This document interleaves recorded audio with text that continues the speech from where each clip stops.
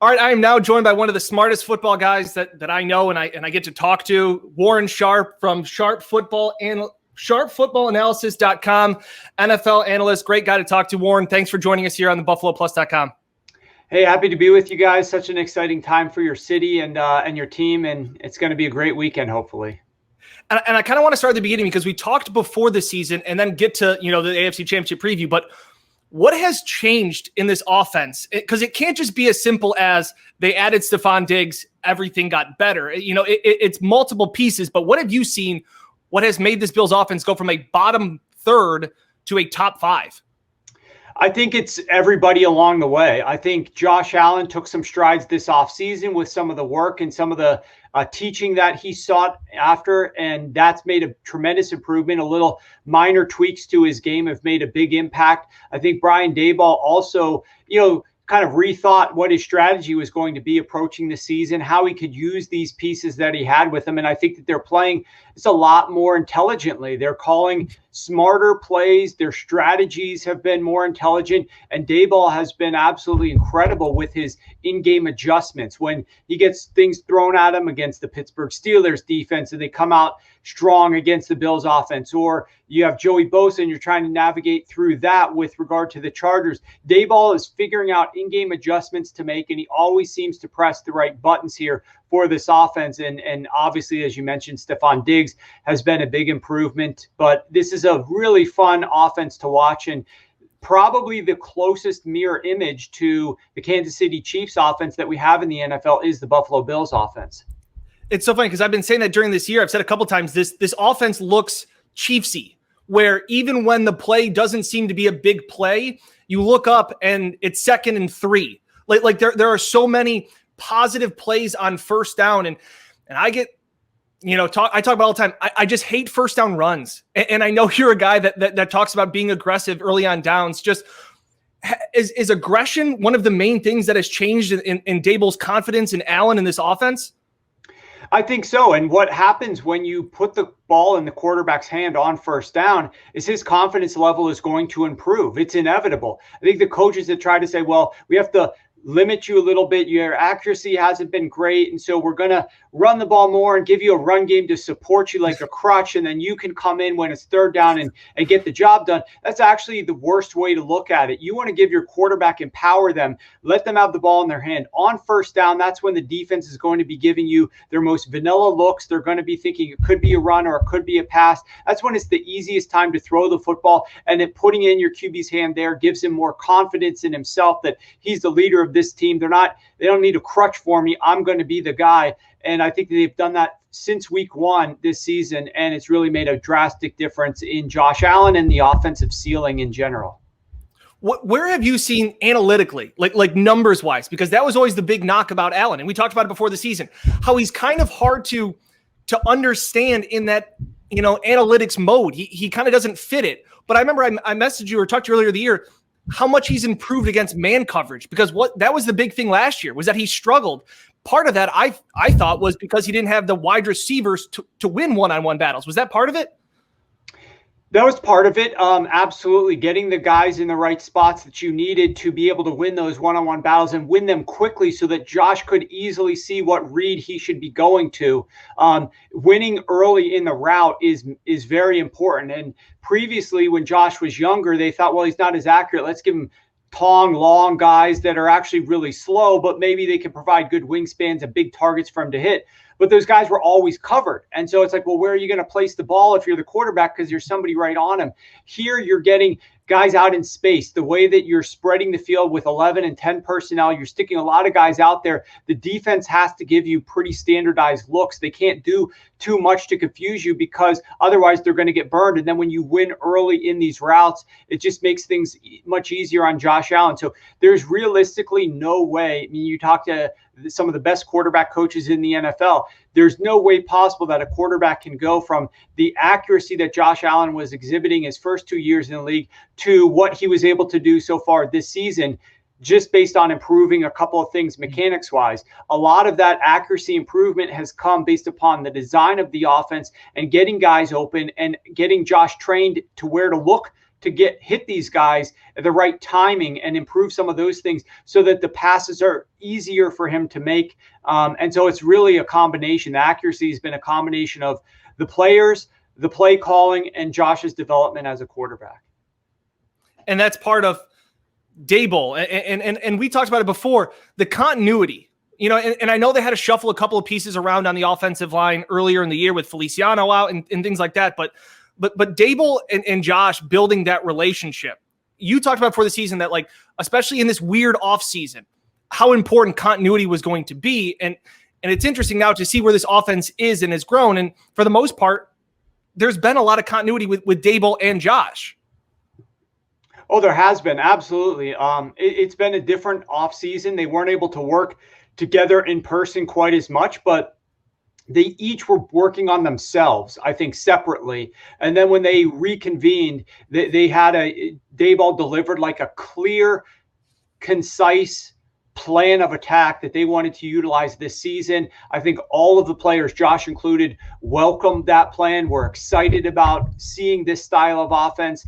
And there's been a lot of enthusiasm around it, a lot of confidence that's been built as the offense has continued to produce. And so having the continuity from last year to this year, or 2 years ago to this year, has definitely been important to gain that trust in one another so that they could implement the changes that they did this offseason and have it work as well as it has.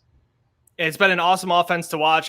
It's crazy to think that this team was winning games 30-28 and things like this. It's just to see the Bills offense, who we kind of joked around about, like, was coming into the 21st century. Like they had always wanted to be kind of this ground and pound. And yes, there's an element that you need to run the ball at some point, but with Josh in his hot hand, you know, he won every single game that he threw for 300 yards. It was one of those things where you saw that confidence in Josh early in the season, and it's continued. And as we go to the postseason, Warren, the offense just hasn't looked exactly like themselves. I think field position, I know you've talked about it too. Field position in the Colts game was brutal, starting those 5 first drives inside their own 20. And then last week against a really good Ravens defense. Why should the Bills feel comfortable or confident that the offense can get back on track against the Chiefs? Well, you just finished playing 2 top 10 defenses in your early games in the postseason. And those defenses had a clear objective to try to figure out how we're going to slow down this passing attack of the Buffalo Bills. So they're able to, obviously, you don't have Zach Moss there. You already didn't run the ball very much, but now you've got a couple of very creative defensive coordinators that have really good pieces on the defense, focusing primarily on stopping Josh Allen. Now, 2 other things got very involved in those games that slowed down the offense. The first thing in the first game against the Colts was the field position, as you mentioned. I would rather offensive coordinators keep the bag of tricks wide open no matter where they are on the football field, but it's very unrealistic to think that they can just call whatever they want to when they're starting drives at the 3-yard line and the 4-yard line backed up like that. There's certain types of plays that you're going to have to call. Inevitably, sometimes that leads to a little bit more conservative approach when you're used to being very aggressive, which results in you punting the ball away. Other times when you do end up seeing success, you still have to drive the ball 93 yards to score a touchdown, right? And they were able to do that. They had a couple of drives in that first half where they still drove it 85 plus yards and scored a touchdown. So it's looked a little bit different in that game against the Colts, but some of that was largely due to field position, and then credit the top 10 defense of the Colts. In the Ravens game, it wasn't the field position, it was the weather conditions. And if you're going to tell anybody that your offense is a pass-heavy offense, it has to throw the football in these types of wind conditions. You're going up against one of the best defenses in the NFL. They have incredibly good cornerbacks that are going to be grabbing your wide receivers constantly down the football field. Oh, and by the way, they're the most blitz-heavy team in the NFL, but they've never changed up that approach. But all of a sudden, they're not going to blitz against you in this game, and you're just going to find out about it in the first series or 2. Like, you're going to feel like you're going to be set up for failure in that game. And what I saw from the Buffalo Bills was their ability to overcome these things and still figure out a way to win that game. That was true playoff football. That wasn't the offense that we saw out on the football field during the majority of the 2020 NFL season, but that was the offense that was required to win a specific game in the playoffs to advance to the next round against a very good defense. I respect the Kansas City Chiefs defense, but they don't hold a candle to the two defenses that Buffalo has just played. I respect more than any one specific player, although I'm really worried about Tyrann Mathieu on their defense just being everywhere and messing things up for the offense potentially. But other than him, the biggest concern I have is Steve Spagnuolo, their defensive coordinator, because he blitzed a lot last game, but we don't know if he's going to continue with that because he sort of changes up his game plan every single time that he plays. He also used every single coverage under the sun, so you don't really know what you're going to get series to series even in this game. It's going to be difficult, a challenge from that perspective, but in terms of being able to move the football down the field, having to like scheme out some things from the offense because you don't think that those are going to work against this particular defense. I think the playbook's going to be wide open for the Buffalo Bills. I think they're going to look a lot more like the offense that you've seen in the 2020 season rather than the 2020 postseason. And I think that once they get to the red zone, it's imperative that they score points. Kansas City has the NFL's worst red zone defense, but you're coming at the king in Patrick Mahomes, the defending Super Bowl champion. They are not going to go out quietly into the night. You are going to have to take everything from them. You're going to have to win every single place that you could possibly win on the football field to get the ball into the red zone, and you better walk away with 7 points when you do, or you could be coming home, without that trip to Tampa in a couple of weeks. That was awesome analysis there, kind of bringing it down. Is Tyrann Mathieu the one guy that Josh Allen will have to identify every snap? You talk about, like, it was always when they went against the Rams, it was like, okay, where is Aaron Donald? Is he inside? Is he outside? Is he on the sidelines? Like, all of those things. Is Tyrann Mathieu the one guy that Josh needs to identify pre-snap every play?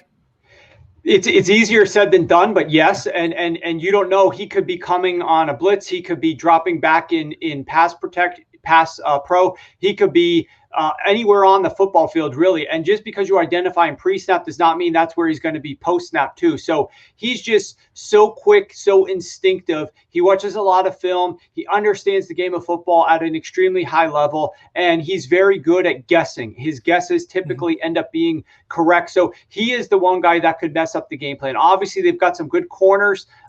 They were grabbing a ton in the first meeting in the rain in Buffalo week 6. So you got to hope that we can get the refs to call a fair game here, so that let's let the players play under the rules that are given, as opposed to letting the defensive backs just tug and pull and grab. But as long as we get a fair game and the corners aren't able to grab and tug, I think that Mathieu is by far the guy that you have to figure out where he is and not let him wreck your offensive game plan. You're a guy that's all about analytics, again, seeing trends and kind of picking those things up. How much can you go off of the week 6 matchup that seems like forever ago? And we're sitting here, in Rochester, kind of talking about they seem like two completely different teams than when they played back in October. It is going to be interesting. Look, if I am Leslie Frazier, let's talk defense for a moment. I am doing the exact same game plan, and ultimately, here's why. I know the game. You look at the box score; it looks very lopsided. You look at the rushing yards. Like, how can a team win when they're allowing this amount of rushing yards? But the Buffalo Bills, I think you'll agree, played terribly in that game. Josh Allen was horrible. They did not have a good game on offense, and yet they were in a situation in the fourth quarter where they were down by only 6 points. In addition to that, they also, with about 4.5 minutes left in that game, had the Kansas City Chiefs in a 3rd and 12 at their own 33-yard line, and the Chiefs were only up by 6. You force a punt there, you get the ball, you have over 4 minutes to drive the length of the field, and a touchdown wins that game for you. If I'm the Buffalo Bills, I'm taking that 10 out of 10 because my offense is never going to probably play as bad as it did in the rain in that game. And if I can force the Kansas City Chiefs to take the ball out of Patrick Mahomes' hand, I'm going to try to do that all the time. I don't care if they're running for 5 yards a carry. That is exactly what I want to do. Now, on the Buffalo offensive side, that was the game that Josh Allen was pressured the most of any game so far this season. There was a lot of blitzes that they weren't ready to deal with. John Feliciano, you mentioned him earlier. I think his being back with the team, he was obviously not in that game. He didn't play the beginning of the season for them. He is going to be a big addition because of the way that he helps identify blitzes and helps create prevent pressure pre-snap. He's very good at identifying that stuff. Film study helps Mitch Morse at center in that regard. The other thing that I noticed is Josh Allen in that game, he had an 11.1 average depth of target in terms of throwing the football down the field. But his average depth of completion when he actually was completing the passes on average was just like 5.3 yards down the field. His average on the season for average depth of target is only 8.8. He was pushing the ball very deep in that game. And my concern, hearing some of the quotes that he said this year as well as last year, there's been these like friendly competitions, who's got the best arm strength, and who he and Patrick Mahomes and these guys like say things about one another about arm strength and whatnot. My fear is that Josh Allen thinks that he's playing against Patrick Mahomes here. He's trying to outduel Patrick Mahomes. And if I'm the Buffalo Bills, I am trying to put the kibosh on that right away. He is not playing Patrick Mahomes. Josh Allen is playing the Kansas City Chiefs defense. That's all you should be focusing on. Don't try to force the ball down the field if it's not there. Don't try to throw it into tight windows, which he did at one of the highest rates of the season. I think 22% of all of his passes went into tight windows. His year-to-date average was just a little bit over half of that. Throw the ball, take what's given, work within the offense, and I think you're going to have some success. But don't try to feel like you have to go out there and prove something to Patrick Mahomes or prove something to us at home watching the game that you're better than Patrick Mahomes. That's not what the game of football is about. You don't go up against another quarterback. You go up against their defense. I think there's enough for the Bills offense that they're going to look a lot better against this Kansas City Chiefs defense than they looked in that earlier meeting this season. And there will be things underneath for the Bills to complete against the Chiefs, in theory, that if Josh takes those 5, 6, 7-yard completions, like that's how the offense can keep going and keep Patrick Mahomes on the sideline and keep drives going. Yeah, absolutely. Now, you don't want to go away from what your offense does. That's one of the big failings I think that the Cleveland Browns made last week is the Cleveland Browns had a very conservative approach from a passing game. And I'm talking about that on first downs. Throughout the course of the game, they threw the ball on 9 passes. Only one of those first downs traveled more than 7 yards in the air down the football field. On average, in the first half of the game, Baker Mayfield threw 11 of 17 passes within 5 yards of the line of scrimmage. And they averaged -1 air yards on these passes, and they weren't really doing much. I think that they felt like, well, they're stuffing our run game. The Chiefs defense is stuffing our run game. So let's turn a little bit more to the passing game. But they're throwing all these really short passes, which didn't do anything. They actually gained 2.3 yards per attempt, which is worse than what a bad run typically is. So that was very unhelpful. When they actually threw the ball on 6 of their 17 passes beyond the line of scrimmage, over 5 yards down the field, Baker Mayfield completed 5 of those 6 passes, averaged 15 yards per pass attempt at a 71% success rate. So they had success when they threw the ball a little bit down the field. You just don't have to go 15, 20 yards too often. If there's a guy open, take it. If there's not, look for the guys that are underneath. Play within yourself. I think you should have some success, especially if you look at targeting some of the tight ends, because the Chiefs are really bad defending tight ends here. Perfect segue into my next question, and we'll wrap it up there. Mismatches. It seems like both teams have had issues covering the tight end. We saw the Chiefs last week. David Njoku had a big game against Kansas City, as well as obviously Travis Kelce is a mismatch against all pretty much linebackers or corners or safety that's trying to cover him. Is that kind of the, not necessarily the X factor, because Diggs, Allen, Tyreek Hill, Mahomes, but is this game, could there be an advantage for both teams with Dawson Knox and with Kelce to find, open lanes? Yes, there could be. I think there will be. The difference is that the Kansas City Chiefs target their tight ends far more often than do the Buffalo Bills. So the Buffalo Bills aren't going to be able to take advantage of that weakness quite as often as Kansas City's offense is going to. I think where the Buffalo Bills need to, you don't want to just go away from everything you've been doing and throw 30% of the time to your tight end. So you still need to stay within what you do a little bit, raise the tight end target level a little bit, but really focus particularly down inside of the red zone of going after those high leverage targets to your tight end. If you know on particular down and distances, like maybe you're not going too often on early downs, but you got to have it on this particular third down. You got to have it on in the red zone. Like that's when I would be definitely looking to go to my tight end. I hope Brian Daboll is dialing up a couple of plays that accentuate the tight end. And there's certain ways that the Chiefs struggle against tight ends. I will tell you this, tight ends aligned in the slot do significantly worse against the Kansas City Chiefs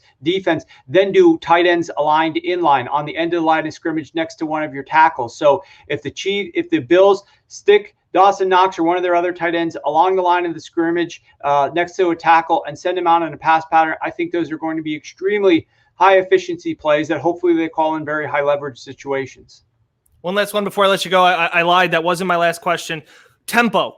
I felt like in that Chiefs game in week 6, obviously the offense wasn't good. You kind of need to convert a couple first downs to build tempo. But you talked about what Steve Spagnuolo can do, and he'll put in blitzes. He'll add wrinkles. He'll change things. How much can tempo be used? Because I love it when Daboll and this Allen offense goes up tempo. It seems like it calms everything down.